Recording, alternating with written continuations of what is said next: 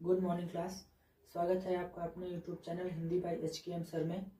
आज के इस टॉपिक में आप समास पढ़ेंगे और समास 9th high school first year inter और जितने भी कॉम्पिटिटिव लेवल के विद्यार्थी हैं उनके लिए बहुत हेल्पफुल होने वाला है, क्योंकि आज के इस वीडियो में हम बिल्कुल बेसिक से समास पढ़ाएंगे। जिसको कुछ भी नहीं आता उसको आज समास की प्रॉब्लम बिल्कुल सॉल्व हो जाएगी।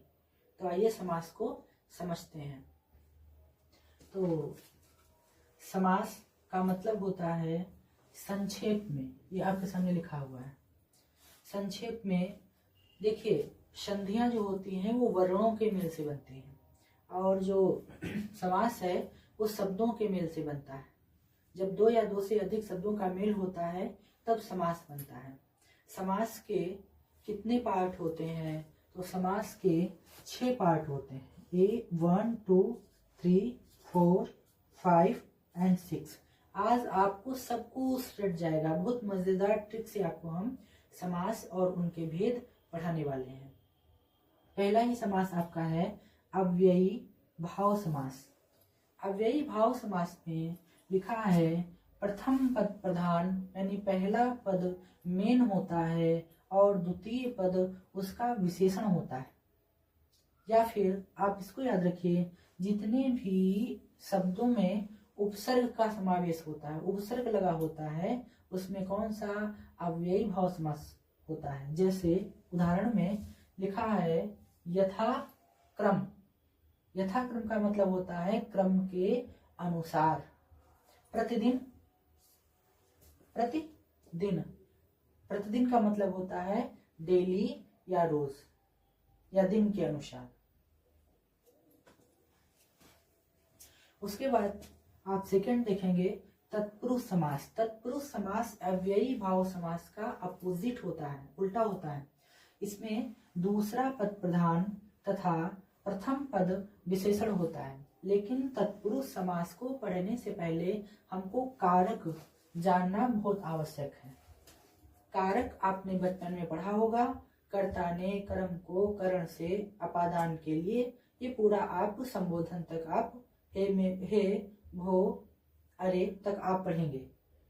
तो आप फिलहाल जान लीजिए, जिसमें कारक छिपा होता है, अर्थ निकालने के बाद कारक पता चल जाए। जैसे लिखा है ग्रह आगत। ग्रह आगत का मतलब होता है घर को आए। तो कर्ता ने कर्म को, देखिए कारक आया नहीं आया। फिर सर्वप्रिय। सर्वप्रिय का अर्थ होता है सभी लोगों का प्रिय। देखिए इसमें कारक का आया हुआ है। हस्तलिखित। हस्त मतलब हाथ, लिखित माने लिखित, हाथ से लिखित, देखो से आया है इसमें। देशभक्ति। देशभक्ति का मतलब है देश के लिए भक्ति। तो इसमें कारक कौन सा आया है? के लिए आया है। तो जहां पर अर्थ निकालने पर ऐसे कारक आ जाएं वहां पर तत्पुरुष समास होता है। अब जैसे गुरु दक्षिणा। गुरु दक्षिणा का मतलब है गुरु के लिए दक्षिणा। ये तत्पुरुष समास में होगा। अब कर्मधारय समास में आप देखिए, जैसा कि आपको नाम से ही पता चल रहा है, कर्मधारय समास कर्म को धारण करने वाला। देखिए धारय लिखा हुआ है। धारय का मतलब होता है धारण करने वाला। इसकी जो डेफिनेशन होती है, इसमें प्रथम पद विशेषण तथा द्वितीय पद विशेष्य होता है। इंपॉर्टेंट दोनों होते हैं, लेकिन जो प्रथम पद होता है वो दूसरे पद की विशेषता बताता है। जैसे नील कमल या नीला कमल। तो आप लिखेंगे, देखिए एक तो कमल है, नॉर्मल सी बात है, लेकिन उसकी विशेषता क्या है? वो ब्लू है, नीला है, इसीलिए यहाँ पर कर्मधारय समास हो गया। जैसे नील गाय, नीली गाय। गाय है, नॉर्मल है, सिंपल है, एक विशेष है, लेकिन इसकी विशेषता क्या है? विशेषता ये है कि वो नीली है। श्वेतांबर। अंबर का मतलब होता है वस्त्र और श्वेत का मतलब होता है सफेद। सफेद वस्त्रों वाला। वस्त्र है, एक सिंपल है, कैसा है? श्वेत है, सफेद है। तो यहाँ पर कौन सा समास होगा? मेरे साथ बोलते रहिए, कर्मधारय समास होगा। आज के बाद आपको कभी समास रटने की जरूरत नहीं पड़ेगी। फिर नेक्स्ट देखिए महावीर। वीर है सिंपल, लेकिन वो महान है जो वीर, तो कौन सा हो जाएगा? कर्मधारय। जिसमें है जो निकालने पर आ जाए अर्थ, वहां पर कर्मधारय समास होता है। अब उसके बाद महाराजा। महान है जो राजा, राजाओं में जो महान है। देखिए राजा है एक नॉर्मल सी बात है, लेकिन वो कैसा है, उसकी विशेषता कैसी है? महान है, डरपोक है, कैसा है? महान है। इसीलिए यहाँ पर कर्मधारय समास है। इसीलिए कहा प्रथम पद जो होता है वो विशेषण होता है, विशेषता बताता है। किसकी बताता है? विशेष की बताता है। दुष्चरित्र। दुष्चरित्र का मतलब होता है जिसके चरित्र में दोष हो, कमी हो। चरित्र है ठीक है, लेकिन कैसा है? दोष है उसमें, तो ये दोष क्या हो गया? उसका हो गया आपका विशेषण। इसीलिए यहाँ पर कर्मधारय समास है। जहां पर आपको ना समझ में आ रहा हो, आप वीडियो को दोबारा देख लीजिएगा। फिर 4 पर आपका है द्विगु समास। द्विगु समास बहुत आसान है। द्विगु समास देखिए प्रथम पद संख्यावाची होता है। जब आप इसका अर्थ निकालेंगे तो पहला ही पद संख्यावाची होता है। जैसे उदाहरण में देखिए लिखा है त्रिवेदी, तो त्रि मतलब 3, भाई शब्द आ गया, 3 आ गया, संख्यावाची नहीं आ गया। 3 वेदी, 3 वेदों को जानने वाला। इसी प्रकार से चतुर्वेदी, 4 वेदों को जानने वाला। पहला पद संख्यावाची होगा, संख्या पता चलेगी। जैसे नव ग्रह, देखिए जो नव है इसको हम अगर ऐसे लिखते तो 9 हो गया, संख्यावाची हो गया। 9 ग्रहों का समूह नवग्रह। सप्तऋषि, 7 ऋषियों का समूह। देखिए जो अर्थ निकाल रहे हैं तो उसमें संख्यावाची शब्द आ रहे हैं। सप्ताह, 7 दिनों का समूह। अष्टाध्यायी, 8 अध्यायों का संकलन। पंचमणि, 5 मणियों का समूह। ये आपका रहा द्विगु समास। अब आपको देखना है बहुव्रीहि समास। बहुव्रीहि समास और द्विगु समास में कभी कभी अपवाद हो जाता है, वो आपको हम बाद में आपको बता देंगे लास्ट में।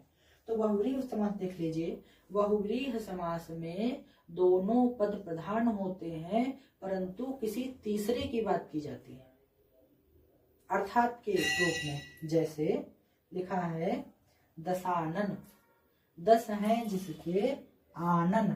आनन का मतलब होता है मुख, अर्थात कौन? रावण।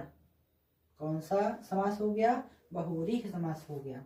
आपको बिल्कुल बेसिक से आपको बता देंगे, आप कभी भूलेंगे नहीं। पंचानन, 5 हैं जिसके मुख, अर्थात कार्तिकेय। चक्रपाणि, पाणि मतलब होता है हाथ। चक्र को जिन्होंने हाथ में धारण किया, अर्थात कौन? विष्णु। देखिए पहला पद ये हो गया और दूसरा पद ये हो गया, लेकिन बात इशारा किसी तीसरे को कर रहा है, तो इसीलिए यहाँ पर बहुव्रीहि समास होगा। बहुव्रीहि समास में दोनों पद प्रधान होते हैं, परंतु किसी तीसरे की ओर इशारा किया जाता है। जैसे गिरीश, गिरि अलग है, ईश अलग है। गिरि का मतलब पर्वत और ईश का मतलब भगवान या राजा। गिरि का पर्वत, ये गिरि का राजा कौन? पर्वतों का राजा कौन? भगवान शंकर। लंबोदर, लंबा है जिसका उदर, उदर माने पेट, अर्थात कौन? गणेश। इसके बाद लास्ट में आपको द्वंद्व समास पढ़ना है। द्वंद्व समास नहीं होता है, द्वंद्व समास होता है। यहाँ पर भी वा लगता है, यहाँ पर भी वा लगता है।